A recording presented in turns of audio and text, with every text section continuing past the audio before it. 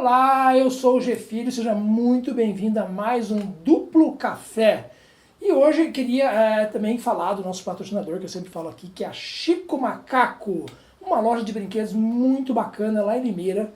E tá aqui embaixo o Instagram dele. Entra lá para você ver, @Chico Macaco Brinquedos, onde a brincadeira nunca acaba.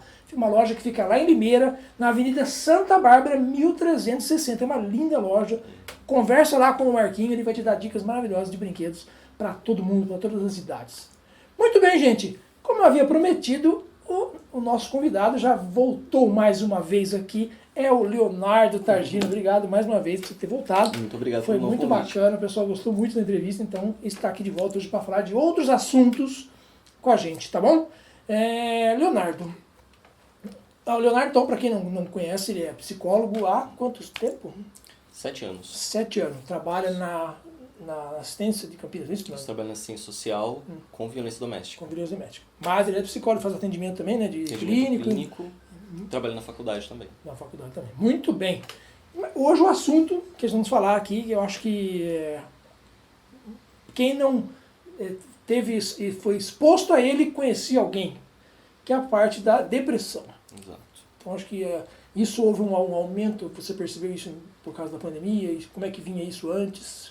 Acho que esse é um tema que vem sendo recorrente, né? Vem acontecendo com maior frequência, mas também tem sido mais observado, né? Acho que depois da pandemia, certas pessoas começaram a trazer mais isso para a mídia, né? Isso tem favorecido o entendimento da depressão, o entendimento dos fatores, dos sintomas, né? E isso tem sido mais significativo atualmente.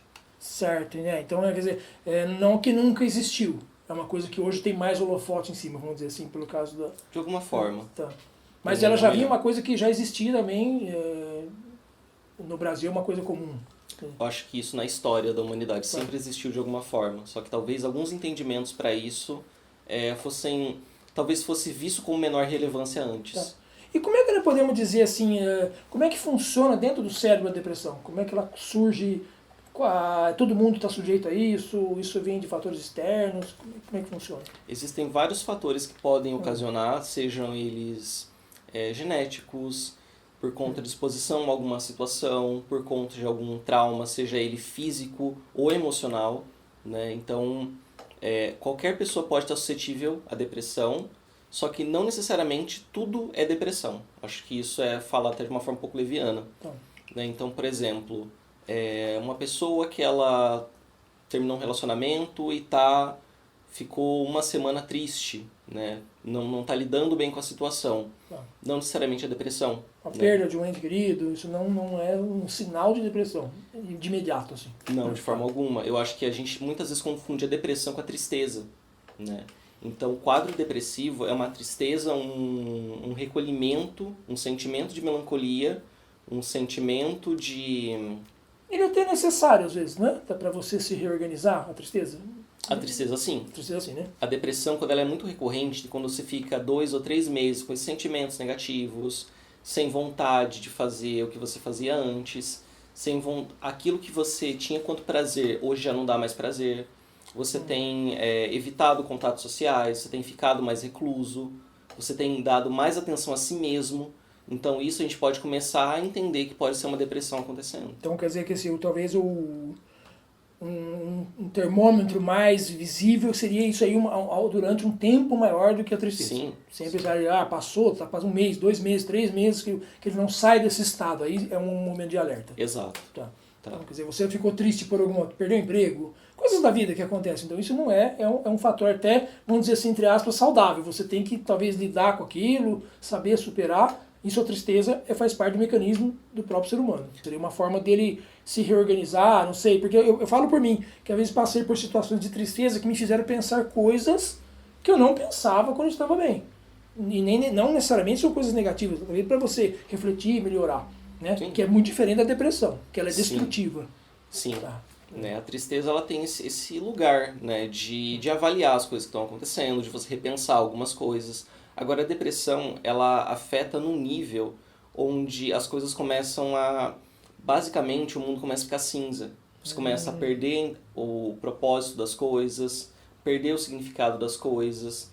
E é muito importante que a gente não coloque isso quanto uma tentativa de chamar a atenção e não tem uma pressão para que a pessoa fique feliz. Eu acho que uma das piores atitudes que alguém pode ter com um depressivo é questioná-lo e cobrá-lo de ser feliz. Ah, você não pode ficar assim, esse tipo de coisa. Né? Você tem que melhorar. Você tem que melhorar. A gente chama para sair, mas você não vai. Isso é frescura sua, isso aí é coisa que vai só piorar. Sim, porque a pessoa não consegue chegar nessa felicidade que muitos cobram que ela almeje, né? Que ela alcance. Então, assim, essa dificuldade de ficar feliz torna a pessoa ainda mais triste quanto a isso. Ela se sente ainda mais cobrada, inclusive cobra a si mesmo. Eu tô fazendo coisa e por que eu não melhoro? Né? E não sei se isso tem a ver com o que eu tô perguntando. Se eu estiver falando bobagem, você fala, pelo amor de Deus, né? Porque eu sou leigo, eu estudo um pouco o assunto, mas eu sou leigo, né? E esse mecanismo vamos dizer, a depressão, muitas vezes, acho que vem por um gatilho, por alguma coisa que aconteceu, ou ela pode vir do nada? Sempre aconteceu. Nada nunca é do nada. Nada do nada. Né? Alguma coisa sempre motiva. Seja ela um evento muito grande, significativo aos nossos olhos, ou não. Né? Então algumas coisas podem, por exemplo, perdi meu hamster. A pessoa talvez nunca tenha lidado com uma situação assim. A gente não sabe o quanto de afeto ela tinha pro bichinho. Alguém olha e fala, mas é um ratinho. De fato ele ia viver pouco. Mas para aquela pessoa não. Né? E como ela vai lidando com isso? Ou uma outra pessoa, perdi um relacionamento, acabei terminando um relacionamento, ou perdi um emprego. Então a gente nunca sabe exatamente como que é isso. E uma coisa importante é que essa pessoa precisa entender esse processo dela e como que ela vai lidar com isso. Como você dizer, então, cada pessoa sabe lidar com o sentimento de perda, sei lá, de tristeza de uma forma. Isso, né? E cada perda e cada situação é diferente. É diferente. Para Assim, cada pessoa também. Para cada pessoa. Então terminei um relacionamento aqui e pra mim foi tranquilo. Terminei esse, foi tranquilo. Terminei esse e não foi tranquilo. Eu digo isso também pelo seguinte, pra gente também não ficar... Eu acho que numa paranoia, não posso estar exposto a coisas negativas que podem me dar depressão. Isso é uma coisa que não é verdade, né? Nem todo mundo vai acontecer. Acho que as frustrações do mundo estão aí também, que todo mundo está sujeito a isso. E não quer dizer que você perder um parente, perder um relacionamento, que você vai necessariamente ficar depressivo. De forma alguma. Isso acaba... Cada pessoa vai lidar de uma forma e algumas vezes não dá para esperar exatamente a forma que você vai lidar com as situações. E a depressão, ela tem o funcionamento dela no nosso cérebro. Ela é biológico, são tipo, não sei, hormônios que provocam isso ou é realmente coisas de sentimento que acabam causando ela? Várias questões. Várias questões. Né? Pode ser vários elementos. A questão biológica, muitas vezes, e daí, se vocês me permitem colocar, como eu coloquei no programa anterior, sobre a diferença entre psicólogo e psiquiatra. Né? O psicólogo ele trabalha com as questões emocionais, com as questões de sentimento, com os entendimentos da pessoa sobre ela mesma, e o psiquiatra é o médico. Ele trabalha com o funcionamento neurológico, com as questões biológicas. Não quer dizer que um é melhor que o outro, né? Ou que um tem uma relevância maior, mas cada um atua numa área diferente e atua de forma unida, né? Concomitante, junta. Né? Então, assim, pode ser que uma pessoa ela esteja absorvendo ou não absorvendo um hormônio específico. Né? Isso pode ser um dos fatores que leva ao sentimento depressivo. Aí ela precisa de uma ajuda de medicamento orientado por um psiquiatra profissional. Sim, mas não quer dizer também que um pensamento dela, uma questão emocional não tenha causado isso. Porque o nosso corpo também faz, os nossos pensamentos podem fazer com que o nosso corpo tenha reações adversas, né? Das mais diversas, desculpa. Então, assim, várias dessas situações que a gente passa acabam afetando a gente emocionalmente e isso, consequentemente, neurologicamente. Entendi. Interessante. Então, eu acho também como um alerta para as pessoas que estão assistindo a gente, né? Que a gente tem a intenção também de ser um programa informativo, né? Quais são os sinais de alerta? Para que você que tem um parente, ou até para a gente mesmo. O que eu devo observar para mim ficar atento? Não dá para diagnosticar, bater o martelo em cima uma pessoa que não é profissional no assunto, mas o que eu posso observar e falar, puxa, eu preciso ficar de olho nisso, pedir para essa pessoa procure uma ajuda, o que eu tenho que observar? Então, assim, a primeira questão que a gente precisa avaliar é a questão do comportamento dela. Então, assim, pessoas que tinham um tipo de comportamento agora estão se tornando mais reclusas, a gente já começa a observar.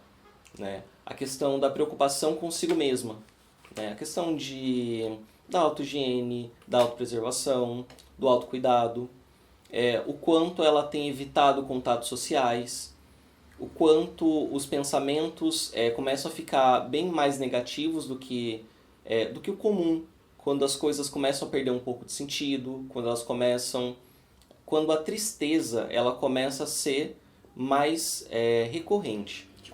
Se eu passar a me alimentar mais ou menos, você acaba não comendo bem, Também. Né? Tudo isso aí são fatores que pode levar. E a longo prazo, né? Longo Acho que o mais importante é o quanto tempo isso está acontecendo. Você está passando de 2 semanas, 3 semanas. E algumas vezes esses comportamentos eles podem estar iniciando de maneira mais tranquila. Então o que eu fazia antes, hoje eu já não faço mais. Eu prefiro ficar mais tempo recluso. Ele não vai acontecer de repente também, ele pode vir lentamente. Pode ser que sim. Tá. Algumas vezes ele é mais abrupto, assim, né? Você percebe que em uma semana a pessoa começou a ter um comportamento mais retraído, mas também diante de situações e eventos específicos. E isso pode acontecer com adultos e crianças, idosos, qualquer tipo de pessoa? Qualquer tipo de pessoa. Crianças também podem Também. Então é interessante saber disso, né? Porque então, para os pais aí ficarem de olho, né? Então, assim, tentar, na dúvida, procura a ajuda de um profissional. Porque às vezes pode ser como falou, não pode confundir uma tristeza simples que durou 3, 4 dias com uma depressão que pode durar meses. Mas também não é para te ficar, não, isso não é nada. É isso que é o importante. Então é melhor estar sempre olhando com mais atenção, né? Uma avaliação psicológica é sempre interessante, mesmo que o psicólogo diga, não é nada. Né? É sempre importante ter isso, em especial com as crianças, né? Que a gente diz, ele tá quietinho, agora ele tá mais, ele respeita mais, tá mais organizado. Então, algumas a gente pode não dar tanta atenção a isso. Né? Porque aquela criança que não tá tão agitada, tá mais reclusa, tá mais centradinha. Será que tá tranquilo isso ou não? Será que a gente precisa entender o que aconteceu? Entendi. Acho que isso é importante. E no caso, assim, o uso de álcool e drogas, isso pode ser gatilho para a depressão, por exemplo? Pode sim. Pode sim. Né? Para algumas pessoas, fazer o uso de bebida alcoólica ou de alguma substância pode afetar uma questão do cérebro e isso ser recorrente e acabar ocasionando a depressão. Ou se simplesmente o gatilho para que de fato alguma coisa aconteça. E eu vi uma pesquisa também, Leonardo, que falava que o Brasil é um dos países campeões em vendas de produtos de medicamentos controlados, aqueles chamados tarja preta, antidepressivos. Isso é verdade? Isso. O Brasil é um dos países que com maior né, tem o maior índice de diagnósticos de depressão, né, em especial em homens. Entendi. Mas assim, há também uma questão de automedicação, né? Que isso é muito sério, né? Isso é muito complicado. São medicamentos que causam dependência muitas vezes, né? Alguns deles sim. E uso que se você não tiver orientação de um psiquiatra profissional para saber que dose vai tomar, às vezes tem que parar devagar, começar devagar. Isso. Né? Tudo isso tem que ser levado em conta. Né? Sim, sempre dessa forma, né? O profissional da psiquiatria que vai diagnosticar o que está acontecendo e vai estar no acompanhamento do tratamento, né? Não é uma única consulta, é um tratamento. É importante que seja recorrente esse tratamento e que seja recorrente o contato com esse psiquiatra. Por quê? Muitas pessoas elas fazem uso do medicamento porque a sobrinha usa, porque a vizinha usa, porque o colega usa e para ele tem um efeito. E uma coisa importante, existem vários medicamentos para depressão e nem todos eles são para todo mundo. Assim como a gente tem pesos diferentes, idades diferentes, alturas diferentes, corpos diferentes, tudo diferente, então cada medicamento tem um funcionamento numa pessoa, né? E assim, todo medicamento ele começa de uma forma, né? Tem uma forma de uso dele, né? Uma dosagem específica e ele jamais pode ser interrompido bruscamente. Ou pelo menos sem a orientação de um psiquiatra. Sim, esse negócio de, eu tô tomando medicamento aqui, mas eu percebi que tô bom. Então vou parar. Eu vou parar. Isso acontece muito, né? E, desculpa, só uma coisa muito importante. O efeito desses medicamentos, ele não é imediato. Não é como um dipirona que você está com dor de cabeça, você toma e melhora. Leva um tempo até o seu organismo começar a funcionar de acordo com esse medicamento. E eu acho que o profissional ele vai ajustar a dose durante o tratamento. Exatamente. Para mais ou para menos, né? Então, assim, chega algumas vezes a levar um mês para que esse medicamento de fato tenha um funcionamento. Então você pode começar a usar e falar, olha, eu não vou usar mais porque não está funcionando. E até ele ter uma reação, você ter uma sensação de melhora de fato, leva um tempo. e você melhorou, e você parar, você tem um efeito rebote, que é muito dessa situação que você estava passando antes, em especial da depressão, que você estava com esse sentimento, você para o remédio, volta com intensidade. Tá. Então é muito perigoso interromper de forma tão brusca assim. Então, por favor, acho que é um dever nosso falar, não se automedique, pelo amor de Deus, é uma coisa muito perigosa, são medicamentos que são muito fortes, muito perigosos, como ele falou, tem uma infinidade de medicamentos, então não quer dizer que, minha amiga lá tomou o tal do Rivotril e para mim serve também, não, você não sabe, a gente não sabe isso, né? E às vezes o seu caso nem é de medicamento. Exatamente. Né? Então, porque eu tô triste, vou ter que tomar medicamento. Não, nem sempre. Tem, tudo isso vai ter. E o psiquiatra ele vai fazer exames biológicos também, se você pode tomar. Não é só simplesmente, eu vou conversar com você, acho que tem que tomar. Ele vai fazer exames para você, não vai? Algumas vezes sim, outras não. Né? Outras Depende vezes, do caso. Claro. Depende do caso. Né? Algumas vezes, pelo sintoma, ele pode iniciar um medicamento com uma dosagem menor, para inclusive testar. Porque ele pode haver uma troca também, né? Sim, né? Para avaliar se aquele medicamento de fato tem uma função. Se você fez um acompanhamento com o psicólogo antes, né? Ou se você foi com ele primeiro, se seria interessante você passar com o psicólogo, para daí eles juntos terem essa conversa e avaliar se a gente usa o medicamento ou não usa, se aumenta a dose ou não aumenta, né? Então tudo isso. Então, assim, é sempre um conjunto de profissionais e é sempre importante buscar a orientação deles para as escolhas que você vai fazer. Inclusive falar, esse medicamento não funcionou para mim, então eu gostaria de trocar. Daí o próprio psiquiatra vai te orientar qual então poderia ser trocado. Então, quer dizer, o feedback do paciente é importante. O feedback que fala que assim, ele falar o que está acontecendo com ele é importante, lógico, mas a decisão final, por uma avaliação técnica profissional, tem que ser do médico. Né? De qual medicamento é o melhor. Isso. E assim, como você falou, são tratamentos associados. Então, quer dizer, eu tenho que continuar, eu tenho que tratar com um psicólogo também, eu tenho que fazer atividade, eu tenho que fazer uma atividade prazerosa, tudo isso é um conjunto, né, que vai levar ao tratamento. E lógico, tudo é o caso a caso, gente, pelo amor de Deus, não há uma... Toma isso que vai resolver, não existe. Né? Sempre tem que ser uma avaliação em conjunto entre todos esses profissionais e é sempre caso a caso. Tá certo. Tem algumas perguntas aqui que o pessoal enviou, muito interessante aqui, ó. Do Marcelo Calé, que é um grande colaborador nosso aqui também, de Campinas. Qual o motivo principal, principalmente emocional, que as pessoas mais velhas, acima de 70 anos, ainda julgam desnecessária a terapia?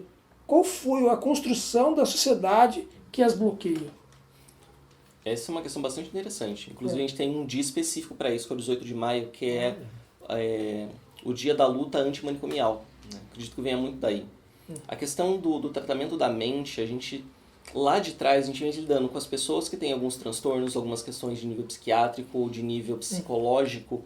A gente sempre tende a vê-los quanto loucos, quanto estranhos. E lidar com isso, a forma como foi colocada para a sociedade há anos atrás, foi vista como essa pessoa precisa desse acompanhamento, porque ela não serve para a sociedade, ela é louca, ela é estranha, então vamos... colocá-la nos antigos manicômios. Entendi. Né? Então, muito desse preconceito, dessa visão dos antigos vem disso. Né? Das histórias, das falas, das conversas que eles tinham com pessoas que tinham parentes, que ficaram nesses espaços. Então, acho que o preconceito vem muito daí. E também, assim, como há uma variedade enorme de condições mentais, de doenças, de patologias, né, vamos dizer assim, né? Então o antigo, o preconceito era falar que qualquer pessoa meio diferente era considerado louco, que nem se usa mais esse termo, né? Não se usa mais. Por exemplo, o que é muito comum hoje é o espectro autista. A pessoa achar que quem tem espectro autista é louco, e não é isso, né? De forma alguma. Então, né? É uma condição, é uma forma de funcionar diferente, né? Eu particularmente não tenho expertise para trazer para vocês sobre o autismo, né, de maneira mais aprofundada, né? Mas assim, é uma condição de um sujeito que funciona diferente, né? Seja ele a nível psicológico, a nível biológico, ele tem um funcionamento diferente. Mas interessante, é bom de saber. Eu acho que o conhecimento é importante, você saber do que você está falando e não julgar, não ter esse preconceito com uma pessoa que às vezes é um pouco diferente. Como deve ter uma infinidade de condições mentais que mudam, né? Então você tem a esquizofrenia, você tem várias, e hoje isso é perfeitamente tratável, né? Todo mundo tem um pouco disso, um pouco de cada coisa, né? Lógico que a pessoa que tem a psicopatologia, ela tem um excesso em algumas das Sim. questões. Eu acho que é interessante sua pergunta quando a gente coloca é como se a pessoa tem ou não tem, né? É muito da questão de como o nível aceitável para algumas coisas, né? Então a gente fala, por exemplo, a gente mede em leve, moderado e severo, mas qual que é a métrica exata para tudo isso? É difícil também ser Né? É bem complicado. Talvez algum profissional, outro profissional tenha uma visão um pouco diferente de alguma coisa, né? Mas é sempre uma avaliação muito específica, não é sempre caso a caso. Não, eu falo isso porque é o seguinte, de repente alguém vê uma conversa, ou vê uma pessoa falando e fala, nossa, eu tenho isso. E não é, às vezes é uma coisa que naquele dia você está daquele jeito, você sente, eu estou muito triste, estou deprimido. Não, não é isso, né? Como a gente falou, né? Quando a pessoa está triste num dia, não quer dizer que ela está deprimida. Eu tenho uma sensibilidade ao barulho, sou autista. Não quer dizer. Pode ser que sim, mas pode ser que não também. Só mesmo um profissional para fazer essa avaliação. Exatamente. Sempre um profissional capacitado, sempre busque o médico. Até interessante isso. Você está com alguma dúvida sobre alguma questão sua, busca o médico, né? Talvez esse médico te direcione para um psiquiatra ou para um psicólogo, né? Então, na dúvida, você pode buscar o psicólogo para uma avaliação, pode buscar o psiquiatra, mas tem alguma dúvida sobre o que está acontecendo comigo, busca o médico. Exatamente. Não vai na vizinha, no WhatsApp. Isso aí é um perigo. Sem dúvida. E vale lembrar também, gente, que um profissional, um psicólogo, um psiquiatra, que há uma questão muito do sigilo, né, do profissional. Tá? Então, que você procurou, né, como ele disse, por uma dúvida, alguma coisa, você tem que ficar tranquilo que há um sigilo sobre isso. Ninguém ele não vai expor você, a não ser ter uma situação de risco, não é isso? Exato. Então, assim, pela psicologia, todo mundo, pelo nosso código de ética, a gente não pode estar contando as coisas que acontecem ali, né? Até com menores de idade. Caso os pais venham para a sessão para entender o que está acontecendo, a gente não vai contar o que a criança trouxe. E sim a percepção que ele teve. Exato, a visão daquilo, entender com os pais como que o contexto está mudando, que pode ser melhorado ali. Só tem uma exceção, que é quando a pessoa se coloca em risco ou caso ela coloque uma outra pessoa em risco, mas entendendo que isso vai acontecer. Né? Mas são casos mais muito extremos, isolados e muito específicos, né? Mas daí nesse caso é trabalhado com um profissional para entender com aquela pessoa tudo isso, de fato se está acontecendo ou não, tem algum quadro que já é avaliado antes. Bom, então é isso, gente. Então aqui vou a presença do Leonardo mais uma vez. Muito obrigado por ter vindo aqui. Ele vai vir mais vezes, tratar dos assuntos. Se você tiver sugestões de assuntos, mande para nós. Então, assim, é um assunto muito vasto, interessante. Eu, por mim, ficaria aqui o dia inteiro, mas infelizmente o nosso tempo é curto aqui. Então, muito obrigado pela sua presença. Volte sempre aqui. Você é sempre bem-vindo aqui. E esse foi mais um Duplo Café, o programa feito para você. E não se esqueça de entrar lá no Instagram da Chico Macaco Brinquedos e ver as ofertas de brinquedos lá do pessoal de Limeiro, Marquinho, que vai vir aqui também, tá bom? Entre lá e confira os brinquedos da loja do Chico Macaco. Muito obrigado e até a próxima.